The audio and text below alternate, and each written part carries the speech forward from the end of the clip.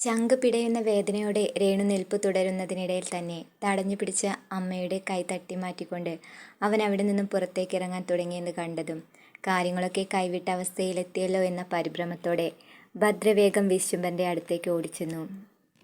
അമ്മാമേ, അനന്തുവേട്ടനോട് പോകരുതെന്ന് പറ. അമ്മാമ്മ പറഞ്ഞ അനന്തുവേട്ടൻ കേൾക്കും. ബാക്കിയൊക്കെ നമുക്ക് പതിയെ പറഞ്ഞ് ശരിയാക്കാം അമ്മാമേ. കരഞ്ഞുകൊണ്ട് അവളും നിർബന്ധം പിടിക്കാൻ തുടങ്ങിയപ്പോൾ നിവൃത്തിയില്ലാതെ പെട്ടെന്ന് അയാൾ പുറത്തേക്ക് ഇറങ്ങിച്ചെന്നു. എന്നാൽ അപ്പോഴേക്കും അവൻ ബൈക്ക് എടുത്തുകൊണ്ട് കൈലാസത്തിൻ്റെ ഗേറ്റ് കടന്ന് പുറത്തേക്ക് പോയി കഴിഞ്ഞിരുന്നു. വിശ്വം പോയതിനു പിന്നാലെ വെപ്രാളപ്പെട്ട് കണ്ണീരടക്കി പിടിച്ച് രേണുകയും ഇറങ്ങി വന്നപ്പോൾ പിറകെ അച്ചുവും ഭദ്രയും മൃദുലയും എല്ലാം ഉമ്മറത്തേക്ക് ഓടി വന്നു. എന്നാൽ അവർക്കാർക്കും അനന്തുവിൻ്റെ നിഴൽവെട്ടം പോലും അവിടെ കാണാൻ സാധിച്ചില്ല.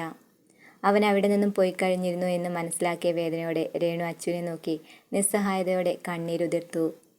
അമ്മയെ തൻ്റെ നെഞ്ചോട് ചേർത്ത് പിടിച്ച് അച്ചു ആശ്വസിപ്പിക്കാൻ ശ്രമിക്കുമ്പോഴും പാറ പോലെ ഉറച്ച മനസ്സുമായി വിശ്വം അവരെയൊന്ന് നോക്കി. അവനെവിടെ പോകാൻ?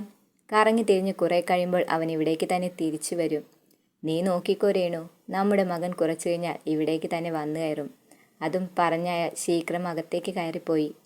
അന്നേരം ഒന്നും പറയാൻ കഴിയാതെ തളർന്നുപോയ അമ്മയെ താങ്ങിപ്പിടിച്ച് മൃദുലയും അകത്തേക്ക് കയറിയപ്പോൾ ഉമ്മറത്ത് ഭദ്രയും അച്ചുവും മാത്രം ബാക്കിയായി. അന്നേരം അച്ചുവേട്ടൻ്റെ മുഖത്തേക്ക് നോക്കാനുള്ള ധൈര്യം പോലും ഭദ്രയ്ക്കുണ്ടായിരുന്നില്ല. മുഖം താഴ്ത്തിപ്പിടിച്ച് നിൽക്കുന്നവളെ മുന്നിൽ കണ്ടപ്പോൾ അച്ചുവിനും തൻ്റെ ദേഷ്യവും സങ്കടവും തടഞ്ഞു നിർത്താനായില്ല. കാര്യങ്ങളൊക്കെ ഇവിടം വരെ കൊണ്ടെത്തിച്ചപ്പോൾ നിനക്ക് സമാധാനമായെങ്കിൽ ഇനി എന്ത് കാണാനാ നീ ഇവിടെ ഇങ്ങനെ നിൽക്കുന്നത്? ഇറങ്ങി പൊക്കൂടെ നിനക്ക്? സമനില തെറ്റിയവനെ പോലെ അച്ചുവിൻ്റെ അലർച്ച കേട്ടതും ഭദ്ര പേടിയോടെ അവിടെ നിന്നും കരഞ്ഞുകൊണ്ട് ഇറങ്ങിപ്പോയി. സംഭവിച്ച കാര്യങ്ങളെക്കുറിച്ച് ഓർത്തപ്പോൾ എന്ത് ചെയ്യണമെന്നറിയാതെ അന്നേരം അച്ചു മുടിയിഴകളിലൂടെ വിരലോടിച്ചു വിട്ട് ചാരുപടിയിൽ ഒന്ന് അമർന്നിരുന്നു. കരഞ്ഞു കലങ്ങിയ കണ്ണുകളോടെ മകൾ ഓടി വരുന്നത് കണ്ടാണ് വനജ സെറ്റിയിൽ നിന്നും പെട്ടെന്ന് എഴുന്നേറ്റത്. ചെന്ന് കയറിയ പാടെ അവൾ മുറിയിൽ കയറി വാതിലടയ്ക്കുകയും കൂടി ചെയ്തതോടെ എന്തോ കാര്യമായ പ്രശ്നമുണ്ടെന്ന് അവരും മനസ്സിലാക്കി. പേടിയോടെ അവളുടെ റൂമിനടുത്ത് ചെന്ന് വനജ വാതിലിൽ തട്ടി വിളിക്കാൻ തുടങ്ങി. ഭദ്രേ, എന്തു പറ്റി മോളെ? എന്തിനാ നീ വാതിലടച്ചിരിക്കുന്നത്?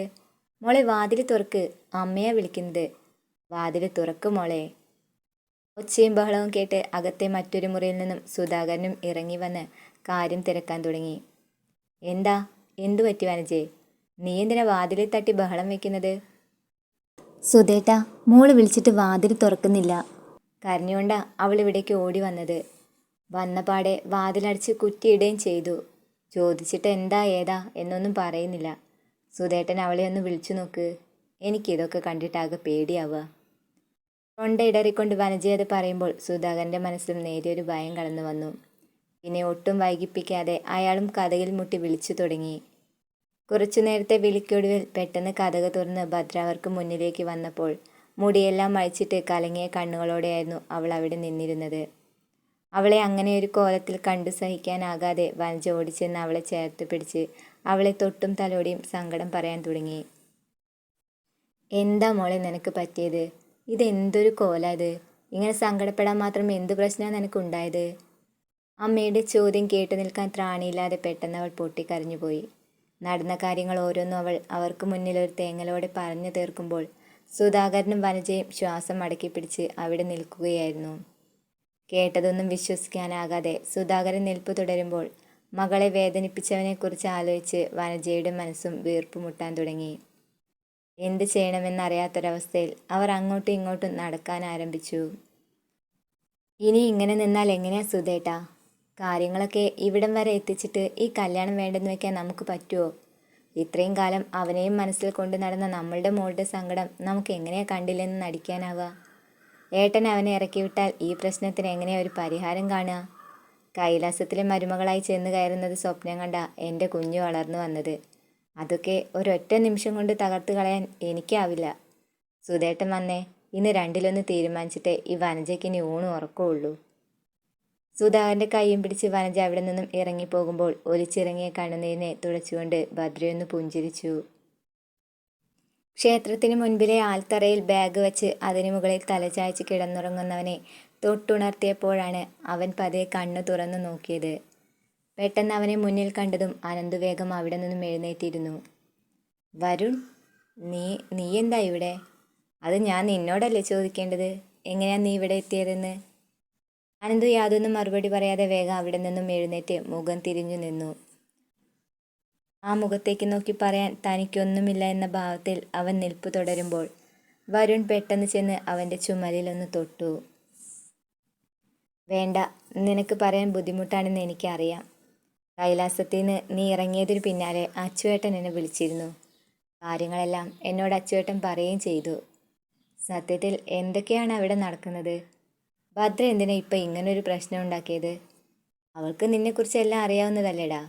വേദയെ ഓർഫനേജിൽ താമസിപ്പിച്ചതിന് അവൾക്ക് എന്തിനാടാ ഇത്രയധികം പ്രഷർ?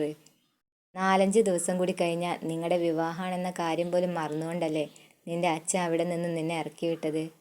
ഇതിനൊക്കെ എന്തർത്ഥമാടാ ആനന്ദു? എന്തർത്ഥം? എന്നെ എൻ്റെ അച്ഛന് വിശ്വാസമല്ല. ഭദ്ര പറയുന്നതാണ് എൻ്റെ അച്ഛന് എപ്പോഴും വേദവാക്യം. ഇത് നാള് കുറേയല്ലേ വരുണി തുടങ്ങിയിട്ട്. സ്വന്തം മകനേക്കാൾ വിശ്വാസവും സ്നേഹമൊക്കെ അച്ഛൻ എപ്പോഴും പെങ്ങളുടെ മകളോടാ കാണിച്ചിട്ടുള്ളത്. അതവൾ പലപ്പോഴും മുതലെടുക്കുകയും ചെയ്യുന്നുണ്ട്. സഹിക്കുന്നതിനും ക്ഷമിക്കുന്നതിനൊക്കെ ഒരു പരിധി ഇല്ലടാ വരുണേ. അച്ഛൻ്റെ ഇഷ്ടത്തിനാ എൻ്റെയും ഭദ്രയുടെയും വിവാഹം തീരുമാനിച്ചത്. അച്ഛൻ്റെ ഇഷ്ടത്തിന് കാര്യങ്ങൾ നിശ്ചയിക്കുന്നു എന്നല്ലാതെ കൈലാസത്തിലെ വിശ്വംഭരൻ എന്ന വ്യക്തി ഒരിക്കൽ പോലും എൻ്റെ താല്പര്യങ്ങൾ അന്വേഷിക്കാൻ ശ്രമിച്ചിട്ടില്ല. ഭദ്ര എനിക്കിഷ്ടമാണോ എന്ന് ചോദിക്കുക പോലും ചെയ്യാതെയാ അച്ഛൻ വനജമ്മായിക്ക് വാക്കു നൽകിയത്. എന്നും അനുസരിച്ച് മാത്രം ശീലമുള്ളത് കൊണ്ട് അമ്മയെ കരുതി ഞാൻ ഒന്നും എതിർത്ത് പറയാനും ശ്രമിച്ചിട്ടില്ല. ഒഴുകുന്ന ഒഴുക്കിൽ ജീവിതം നീങ്ങി പൊക്കോട്ടെ എന്ന് ഞാനും കരുതി. എന്നാൽ ഇനി വയ്യ. എതിർത്ത് നിന്നാൽ അഹങ്കാരിയാണെന്ന പട്ട അവർ ചാർത്തിത്തരുമായിരിക്കും. എങ്കിലും സാരല്ല. ഭദ്രയെപ്പോലൊരു പെണ്ണിനെ കെട്ടി ജീവിതം തുലയ്ക്കുന്നതിലും ഭേദം ഈ ആൽത്തറയിൽ വന്ന് കിടക്കുന്നതാടാ നല്ലത്. ഇന്നല്ലെങ്കിൽ നാളെ വേദയുടെ പേരിൽ എനിക്ക് അവിടെ നിന്നും ഇറങ്ങേണ്ടി വരുമെന്ന് ഞാൻ എന്നെ കണക്കുകൂട്ടിയിരുന്നതാണ്. അതിത്തിരി നേരത്തെ ആയി എന്ന് മാത്രം. ഇപ്പോൾ എനിക്ക് ആശ്വാസമുണ്ട്. എല്ലാവരും എല്ലാം അറിഞ്ഞല്ലോ. മനസ്സിലെ വലിയൊരു ഭാരം ഇറക്കി വെച്ച പോലെ തോന്നുക ഇപ്പോൾ. ഒരു നെടുവീർപ്പിട്ടുകൊണ്ട് അനന്തു അവനെ നോക്കി കണ്ണിറുക്കി കാണിച്ചപ്പോൾ വരുൺ അവന് നേരെ ഒന്ന് പുഞ്ചിരിച്ചു. ശരിക്കും നിനക്കിപ്പോൾ ആശ്വാസം തോന്നുന്നുണ്ടോടാ? ആ, കുറച്ചൊക്കെ. അല്ല, എന്താ നീ അങ്ങനെ ചോദിക്കാൻ കാരണം? അല്ല, ഇപ്പോഴും ആരെയും അറിയിക്കാതെ നീ നിന്റെ ചങ്കിനുള്ളിൽ കൊണ്ട് നടക്കുന്ന വേദയോടുള്ള സ്നേഹം, അത് അത് നീ ഇനി എന്ത് ചെയ്യാൻ പോകുന്നു? ഇവിടുത്തെ കാറ്റിൽ പറത്തി കളയാനാണോ അതോ ഇവിടുത്തെ അമ്പലക്കുളത്തിലിറങ്ങി മുക്കിക്കളയാനാണോ നീ ഉദ്ദേശിച്ചിരിക്കുന്നത്? വരുണേ. അനന്ത് ഒരു നിമിഷം ആശ്ചര്യത്തോടെ അവൻ്റെ മുഖത്തേക്ക് നോക്കി. അത് കണ്ടതും വരുൺ പുഞ്ചിരിയോടെ അവൻ്റെ അടുത്തേക്ക് ചേർന്ന് നിന്നു. അതേടാ, ഇത് വരുൺ തന്നെയാ. എടാ, സത്യത്തിൽ ഞാൻ ശരിക്കും നിന്റെ ആരാടാ? ആത്മാർത്ഥ ഫ്രണ്ടാണെന്നല്ലേ നീ എപ്പോഴും പറയാറ്? എനിക്ക് നിന്റെ മനസ്സെന്താണെന്ന് അറിയാൻ പറ്റിയില്ലെങ്കിൽ പിന്നെ ഞാൻ നിന്റെ ചങ്കാണെന്ന് പറഞ്ഞു നടക്കുന്നതിൽ എന്തർത്ഥാടാ ഉള്ളത്? അവൻ്റെ ആ ചോദ്യത്തിന് മുന്നിൽ പിടിച്ചു നിൽക്കാനാവാതെ അനന്ത് ഒരു നിമിഷം സന്തോഷത്തോടെ അവനെ ചേർത്തു പിടിച്ചണച്ചു. പിന്നെ അവനിൽ നിന്നും അടർന്നു മാറിക്കൊണ്ടവൻ വരുണിനെ നോക്കി വീണ്ടും ഒന്ന് പുഞ്ചിരിച്ചു.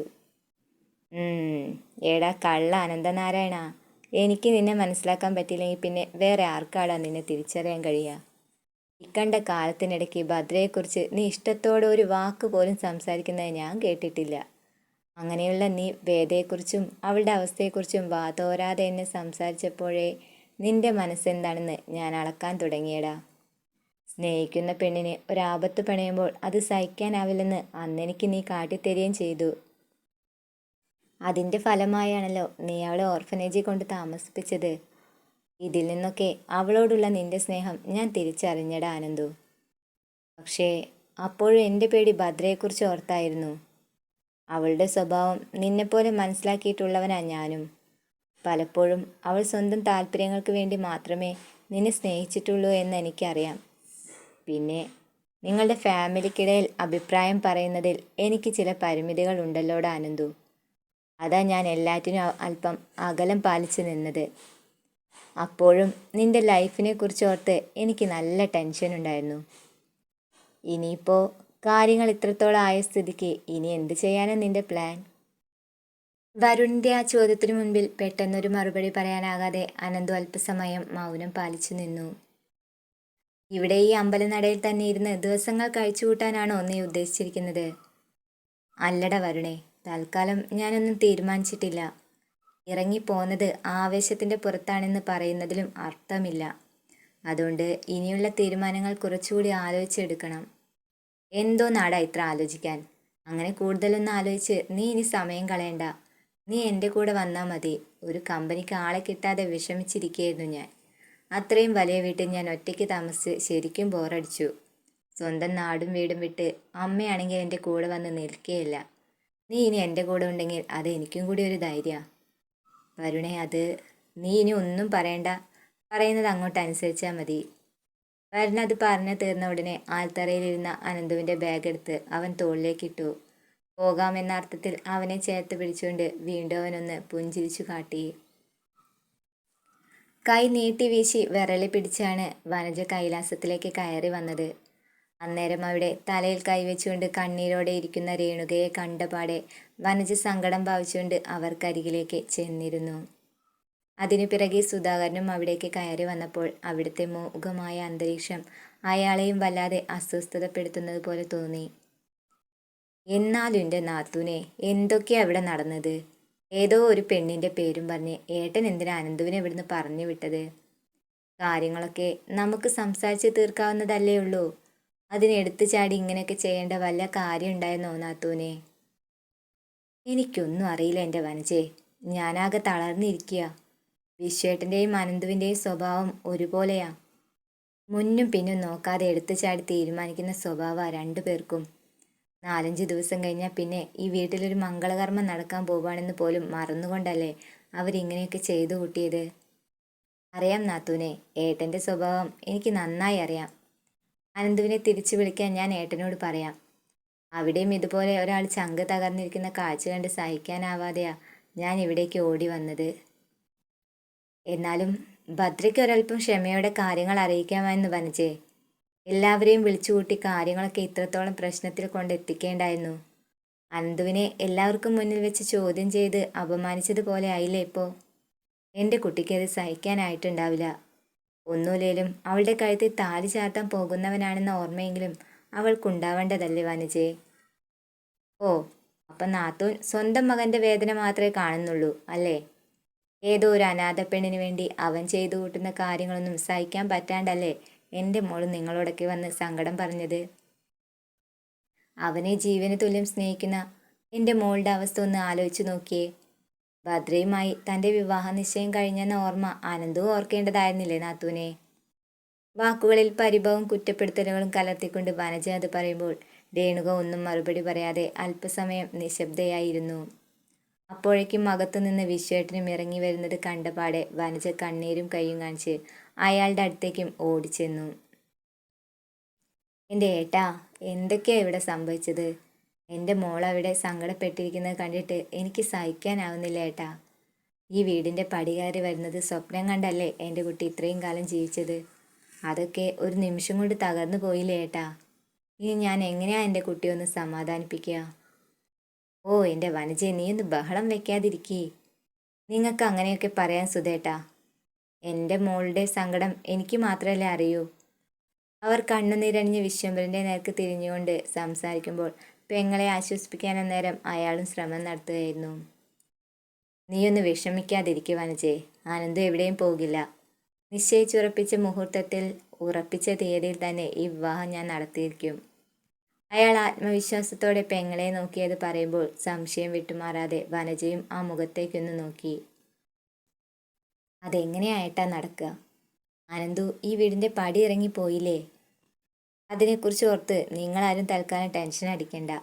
എന്തു വേണമെന്നൊക്കെ എനിക്ക് നന്നായി അറിയാം. വനജയുടെ മുഖം നോക്കി അയാൾ അത് പറയുമ്പോൾ അവരുടെ കണ്ണിൽ വീണ്ടും പ്രതീക്ഷയുടെ ഒരു പൊൻതിളക്കം തെളിഞ്ഞു വരികയായിരുന്നു. സിസ്റ്റർ ലൂസി ഫെർണാണ്ടസിൻ്റെ ഫോൺ കോൾ വന്നതിനെ തുടർന്നാണ് രാവിലത്തെ ബ്രേക്ക്ഫാസ്റ്റ് പോലും കഴിക്കാൻ നിൽക്കാതെ അനന്ത് ഓർഫനേജിലേക്ക് പാഞ്ഞെത്തിയത്. സിസ്റ്റർ ഇരിക്കുന്ന റൂമിന് ലക്ഷ്യം വെച്ചവൻ നടന്നെത്തിയപ്പോഴാണ് റൂമിന് പുറത്ത് ബാഗുമായി നിൽക്കുന്ന അവളെ അവൻ കണ്ടത്. അനന്തുവിനെ കണ്ടയുടൻ വേദ അവൻ്റെ അടുത്തേക്ക് ഓടിച്ചെന്നു. അനന്ത് സാറേ, എന്തേലും പ്രശ്നമുണ്ടോ ഇവിടെ? ഞാൻ അറിയാതെ എന്തേലും തെറ്റ് ചെയ്തു പോയോ? എന്തിനാ അവർ എന്നെ ഇവിടെ നിന്നും മറ്റൊരു ഓർഫനേജിലേക്ക് അയക്കുന്നത്? കലങ്ങിയ കണ്ണുകളുമായി തൻ്റെ മുൻപിൽ നിൽക്കുന്നവളുടെ ചോദ്യങ്ങൾ കേട്ടപ്പോൾ അവനൊന്നും മനസ്സിലാവാതെ അവളുടെ മുഖത്തേക്ക് തന്നെ നോക്കി. മറ്റൊരു ഓർഫനേജിലേക്കോ? ആര് പറഞ്ഞു തന്നോട് ഇങ്ങനെയൊരു കാര്യം? ഇവിടുത്തെ വലിയ സിസ്റ്ററാ എന്നോട് ഇക്കാര്യം സൂചിപ്പിച്ചത്. എന്നെ ദൂരെയുള്ള ഏതോ ഒരു ഓർഫനേജിലേക്ക് മാറ്റാൻ പോവുകയാണത്രേ. അതിനു മാത്രം ഞാൻ എന്ത് തെറ്റാ ചെയ്തത്? അനന്തു സാറ് കൂടി അറിഞ്ഞുകൊണ്ടാണോ ഇങ്ങനെയൊക്കെ? കുറുക്കിയ കണ്ണുകളോടെ അവൾ അവൻ്റെ മുഖത്തേക്ക് നോക്കി അങ്ങനെയൊക്കെ ചോദിച്ചപ്പോൾ ഒരു നിമിഷം അറിയാതെ അവൻ്റെ ചങ്കൊന്ന് പിടഞ്ഞുപോയി. ഏയ് വേദ, എന്താടോ ഇത്? ഞാൻ എന്തിനാടോ തന്നെ മറ്റൊരിടത്തേക്ക് മാറ്റുന്നത്? എനിക്ക് അങ്ങനെയൊക്കെ ചെയ്യാൻ കഴിയുമെന്ന് തനിക്ക് തോന്നുന്നുണ്ടോ? ഒന്നും പറയാൻ കഴിയാതെ അവൾ തലകുനിച്ച് സങ്കടത്തോടെ അവൻ്റെ മുന്നിൽ നിൽക്കുന്നത് കണ്ടപ്പോൾ സഹിക്കാനാവാതെ പെട്ടെന്ന് അവൻ അവളുടെ കയ്യിൽ പിടിച്ച് അവളെയും കൂട്ടി സിസ്റ്ററുടെ മുറിയിലേക്ക് കയറി ചെന്നു. വേദയുടെ കയ്യിൽ പിടിച്ച് അകത്തേക്ക് കയറി വന്ന അനന്തുവിനെയും അവളെയും സിസ്റ്റർ ലൂസി കണ്ണെടുക്കാതെയൊന്ന് നോക്കി. അനന്തു കുഞ്ഞിന് ഇവിടെ ഇരിക്കാം. തൊട്ടു മുന്നിലിരിക്കുന്ന ചെയറിനെ ലക്ഷ്യം വെച്ചുകൊണ്ട് സിസ്റ്റർ ലൂസി ഭവ്യതയോടെ പറഞ്ഞു. ഇരിക്കുന്നില്ല സിസ്റ്ററെ, എനിക്കൊരു കാര്യം പറഞ്ഞാൽ കൊള്ളാമെന്നുണ്ട്. ഇവളെ ഇവിടേക്ക് കൂട്ടിക്കൊണ്ടുവന്നതും ഇവളെ സംരക്ഷിക്കാൻ ഏൽപ്പിച്ചതുമെല്ലാം ഞാനാണ്. അങ്ങനെയുള്ളപ്പോൾ ഈ എന്നോട് ചോദിക്കാതെ ഇവളെ ഇവിടെ നിന്ന് മറ്റൊരിടത്തേക്ക് മാറ്റുന്നത് എങ്ങനെയാ സിസ്റ്ററെ? അക്കാര്യം പറയാൻ തന്നെയാണ് അനന്ത് കുഞ്ഞിനോട് ഞാൻ ഇവിടേക്ക് വരാൻ ആവശ്യപ്പെട്ടത്. ഇവിടുത്തെ 10-20 കുട്ടികളെയും 2 സിസ്റ്റർമാരെയും കരുനാഗപ്പള്ളിയിലെ പുതിയ ചർച്ചിലേക്ക് അയക്കാൻ ഒരു തീരുമാനമുണ്ട്. അവിടെയും ഇവർക്ക് വേണ്ട വിദ്യാഭ്യാസവും ജോലിയും ഒക്കെ ശരിയാക്കി കൊടുക്കും. ഒന്നിനും യാതൊരു കുറവുകളും ഉണ്ടാവില്ല. എല്ലാ കാര്യങ്ങളും അവിടുത്തെ സേവ്യർ അച്ഛൻ ശരിയാക്കി വെച്ചിട്ടുണ്ട്. അയക്കുന്നവരുടെ കൂട്ടത്തിൽ വേദയും ഉൾപ്പെടുത്തിയിട്ടുണ്ടെന്ന് പറയാനായിരുന്നു അനന്തകുഞ്ഞിനെ ഞാൻ ഇവിടേക്ക് വിളിപ്പിച്ചത്. അതെങ്ങനെ ശരിയാകും സിസ്റ്റർ? ഇവളുടെ കാര്യത്തിൽ തീരുമാനമെടുക്കാൻ നിങ്ങൾക്ക് മാത്രമല്ലല്ലോ, എനിക്കില്ലേ അവകാശം? ഇവളെ ഇവിടെ താമസിപ്പിച്ചത് നിങ്ങളോടുള്ള വിശ്വാസം കൊണ്ടായിരുന്നു. ഇതോടെ എനിക്ക് ആ വിശ്വാസം നഷ്ടപ്പെട്ടു. മാത്രമല്ല, നിങ്ങളുടെ ഈ തീരുമാനത്തെ അംഗീകരിക്കാൻ എനിക്കൊരിക്കലും സാധിക്കുകയില്ല. വേറെ ഇവിടെ താമസിപ്പിക്കാൻ നിങ്ങൾക്ക് കഴിയില്ലെങ്കിൽ ഞാൻ ഇവളെ കൂട്ടിക്കൊണ്ടു പൊക്കോളാം. അല്ലാതെ മറ്റാരുടെയെങ്കിലും സമ്മർദ്ദത്തിന് വഴങ്ങി സിസ്റ്റർ ഇങ്ങനെ ഒരു കാര്യത്തിന് കൂട്ടു നിൽക്കരുത്. സമ്മർദ്ദത്തിന് വഴങ്ങി? കുട്ടി എന്തോ തെറ്റിദ്ധരിച്ചിരിക്കുകയാണ്. ഇല്ല, എനിക്കൊരു തെറ്റിദ്ധാരണയുമില്ല. ഈ അനന്തനാരായണന് എന്നും ശരിയായ ധാരണകൾ മാത്രമേ ഉള്ളൂ. കരുനാഗപ്പള്ളിയല്ല, കന്യാകുമാരിക്കാണെങ്കിലും വേദ ഇവിടെ നിന്ന് കൊണ്ടുപോകാൻ ഞാനൊരിക്കലും സമ്മതിക്കില്ല. അതുകൊണ്ട് ഇവളെ ഇനി ഇവിടെ നിർത്താൻ എനിക്കൊട്ടും താല്പര്യമില്ല സിസ്റ്ററെ. ഞാനിവളെ കൊണ്ടുപോവുക. അവളെ ചേർത്ത് പിടിച്ചുകൊണ്ട് അനന്തു അത് പറയുമ്പോൾ വേദയുടെ കണ്ണുകൾ അതിശയത്തോടെ അവനെ തന്നെ കണ്ണെടുക്കാതെ ഒന്ന് നോക്കി. അപ്പോഴേക്കും ഇരുന്ന ഇരിപ്പിൽ നിന്നും എഴുന്നേറ്റ് സിസ്റ്റർ വേഗാനന്ദുവിൻ്റെ അടുത്തേക്ക് ചെന്നു. കുഞ്ഞെ, ഞാൻ പറയുന്നത് സമാധാനത്തോടെ ഒന്ന് കേൾക്കാൻ ശ്രമിക്കണം. വേദയ്ക്ക് അവിടെ യാതൊരു തരത്തിലുള്ള ബുദ്ധിമുട്ടുകളും ഉണ്ടാവില്ല. ആ കുട്ടിയുടെ ഭാവിക്കും അത് ഒരുപാട് ഗുണമേ ചെയ്യത്തുള്ളൂ. വേണ്ട സിസ്റ്ററെ, ഈ തീരുമാനം കൊണ്ട് ആർക്കാ ഗുണമെന്ന് എനിക്ക് നന്നായി അറിയാം. അതുകൊണ്ട് കർത്താവിൻ്റെ മണവാട്ടിയായ സിസ്റ്റർ ഇനിയും കള്ളങ്ങൾ പറഞ്ഞെന്നെ പിന്തിരിപ്പിക്കാൻ ശ്രമിക്കേണ്ട. ഇവളെ ഇവിടേക്ക് കൊണ്ടുവന്നത് പോലെ തന്നെ കൊണ്ടുപോകാനും എനിക്കറിയാം. അവൻ അതും പറഞ്ഞ് സിസ്റ്ററുടെ മുന്നിൽ നിന്നും അവളുടെ കൈയും പിടിച്ച് പുറത്തേക്ക് ഇറങ്ങി. അനന്തുവിൻ്റെ തീരുമാനത്തെ എതിർക്കാനോ തടഞ്ഞു നിർത്താനോ ത്രാണിയില്ലാതെ നിസ്സഹായതയോടെ സിസ്റ്റർ ലൂസി കുരിശ് വരച്ച് കർത്താവിനെ പ്രാർത്ഥിച്ചുകൊണ്ട് അവിടെ നിന്ന് പോയി. എൻ്റെ ഈശോ, ഇവിടുത്തെ കാര്യങ്ങൾക്കെല്ലാം ജാതിയും മതവും നോക്കാതെ സഹായം ചെയ്തു തരുന്ന ആ മനുഷ്യൻ്റെ വാക്ക് ധിക്കരിക്കാനാവാത്തത് കൊണ്ടാണ് എനിക്ക് അനന്ത് കുഞ്ഞിനോട് അങ്ങനെയൊക്കെ പറയേണ്ടി വന്നത്. ഈ വസ്ത്രത്തിൻ്റെ പരിശുദ്ധിക്ക് അത് കളങ്കം വരുത്തിയെങ്കിൽ എന്നോട് പുറത്ത് മാപ്പാക്കണേ തമ്പുരാനേ.